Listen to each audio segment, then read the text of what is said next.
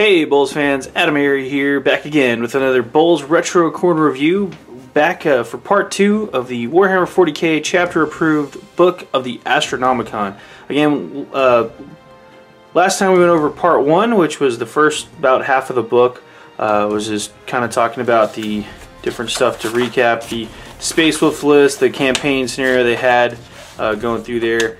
We left off last time with this page right here, which was the Jump Troopers, and we're going to pick right up where we left off, which is the chapter of White Scar Space Marines. This is the first actual army lists in the game. So yeah, kind of exciting stuff here. First Space Marine army list was White Scars. Fun trivia fact for you guys. It was not the Space Wolves. They were the first campaign list.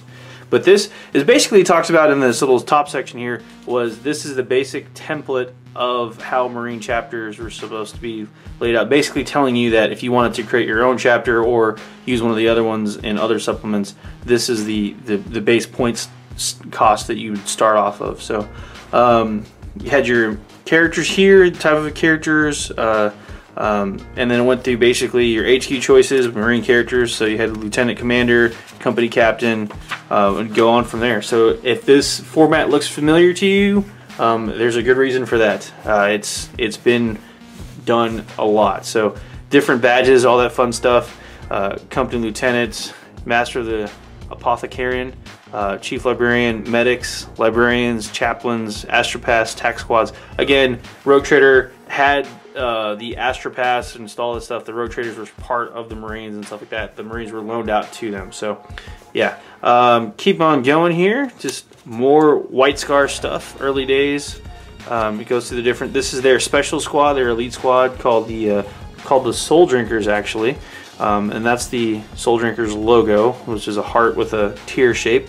I guess eventually they became Blood Angels, but yeah. Anyway, there's elite squad there, assault squad, recon squad, support squads, and the different stuff here. But all the different points values, the weapons they could be supplied with, based on those weapon icons down here: plasma pistol, plasma gun, melt-a-gun, actually, hand flamer, bolter. Another flamer, looks like a missile launcher. No, it's a heavy bolter, excuse me. The missile launcher is this one, the triangle shaped one. So yeah, it keeps going. They have the support squad, which is basically the tanks and jet cycles and stuff like that. So you had jet cycles, land speeders, land raider, gravitac, hover. That's the the deodorant shaped guy. And then Black Shadow combination, but it went through there. Those are all Marine from the Marine chapter, all Marine units from the Marine chapter there. Eventually, though, it would get into the Imperial Army stuff, and again, a template of how an Imperial Army is laid out. Your General, Lieutenant General, Company Captain, Lieutenants, all the way down the list. This is the 13th Army, 5th Company, I believe. Let me make sure, yeah. 13th Army, 5th Company, that's the 13-5, that's what that stands for there. So, yeah, pretty cool stuff. Actually, I want to point something out too. Squats were part of the Imperial Army. That's actually a squat sergeant major, regular sergeant major, psychers, veteran sergeants, an Ogren actually, Ogren command. And then tac squads, squat tactical squads, striker squads, squat striker squads. So squats were definitely in there. They had points again for each unit, how they broke down the different warrior and weapons they could have. They even tell you exactly what. So for instance, the guard squad, which is a special squad, 7 trooper champions with mesh armor, bolt guns, frag and crack. 1 trooper champion with mesh armor, flamer, frag and crack. 1 trooper champion with mesh armor, missile launcher, frag and crack.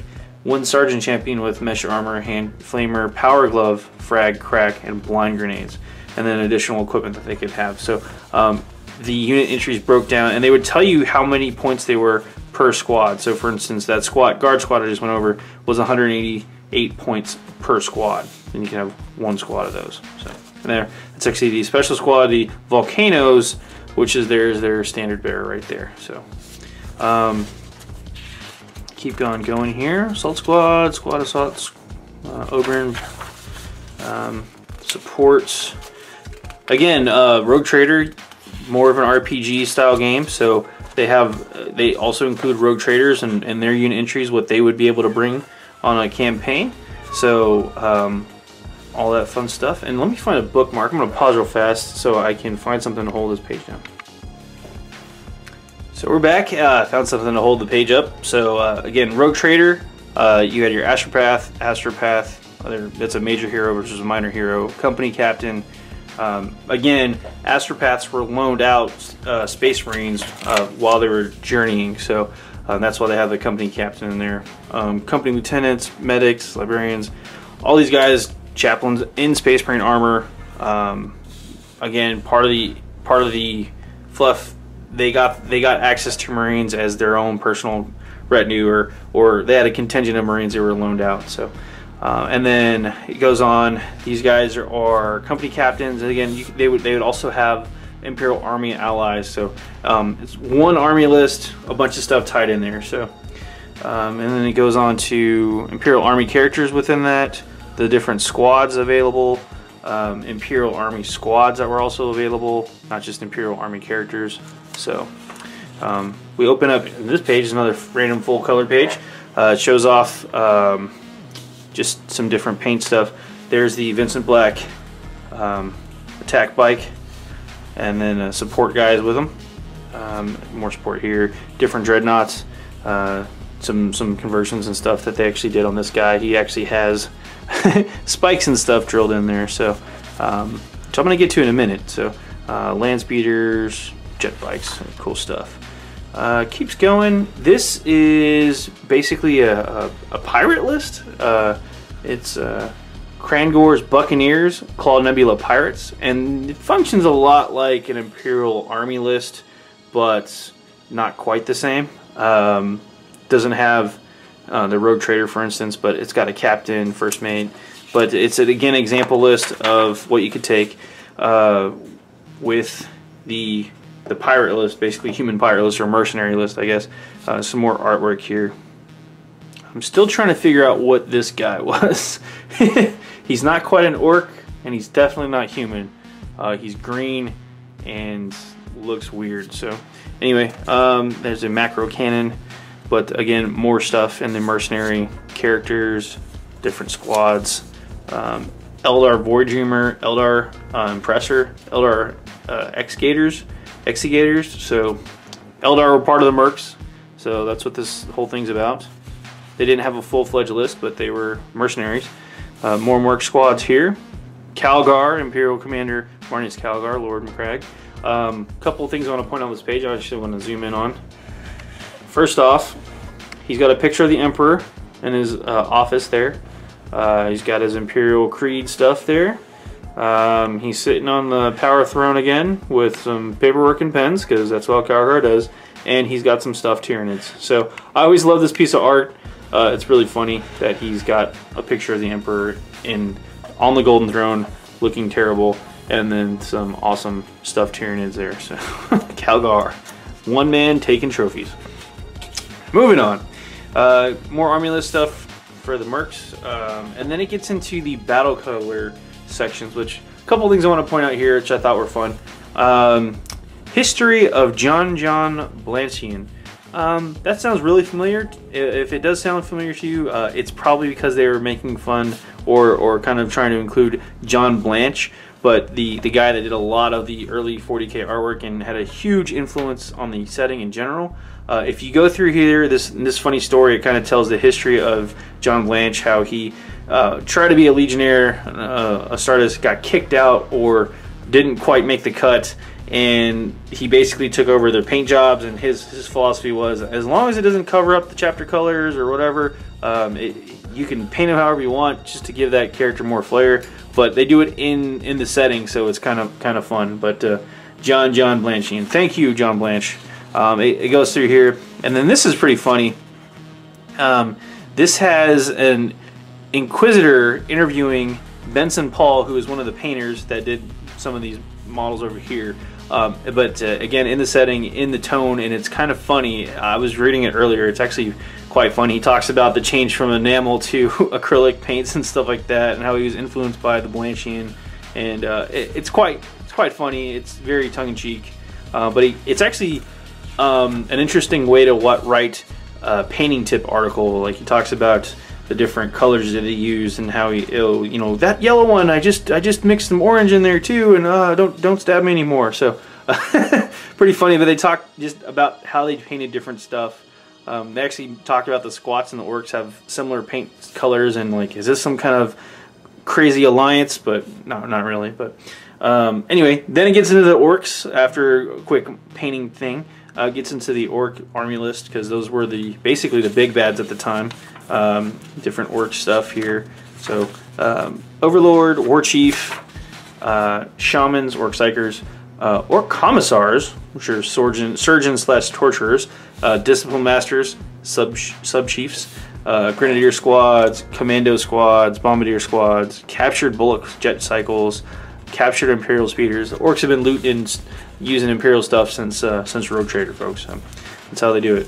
Battle Buggies, Dreadnoughts, Vincent Black Shadow Bikes, Rapiers. This is the Eldar Traders. These are actually the Eldar Pirates. This is where you had the very first Eldar list. They actually played a lot more like Dark Eldar in some of the examples. So Shadow Lord, Malefactors, Prefectors, Probati, Serpent Squads, Dragon Squads, Zote Terror Squads. Zotes are back. Eldar Jet Cycle stuff. So yeah, different stuff all around. Different vehicles and dreadnoughts, Gravitech, Hovers, Stolen Speeders, Eldar Dreadnoughts. And then they get into Imperial characters. I thought this is really cool, really flavorful stuff here.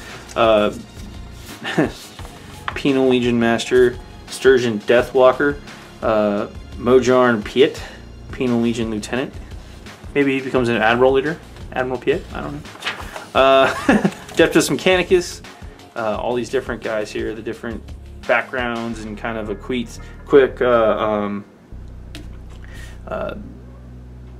rundown of their history and just giving some more flavor to the universe. So cool stuff. Friar Yodis Manji. I can't pronounce half these names. I'll be perfectly honest with you guys. Yeah. Jakku Diehardus. Jack Diehard. That's right. He's an assassin. Tarek Gortsucker. Psy Assassin. Inquisitor Thrarg. And Psy Inquisitor Thor Malikin. So all the different stuff. Just examples of different characters and name guys you could use eventually. So pretty good stuff. If you have a favorite character, let us know in the comments. But that's pretty much it. Quick afterword here. But yeah, advertising some of their different games. But that is it. There's the weapon summary in the back. That's it for this BoLS Retro Corner review of the Warhammer 40k chapter approved book of the Astronomicon. Again, the very first supplement companion guide, also campaign guide, Space Wolf versus Orcs campaign, again back 1988. So I hope you enjoyed it. If you like what you're seeing here, go ahead and throw us a like, subscribe down at the bottom of the page down there somewhere. Leave us a comment, let us know what you think. If you want to see any other books in particular, let me know. This is AdamHarry for BoLS, signing off. Have a good one.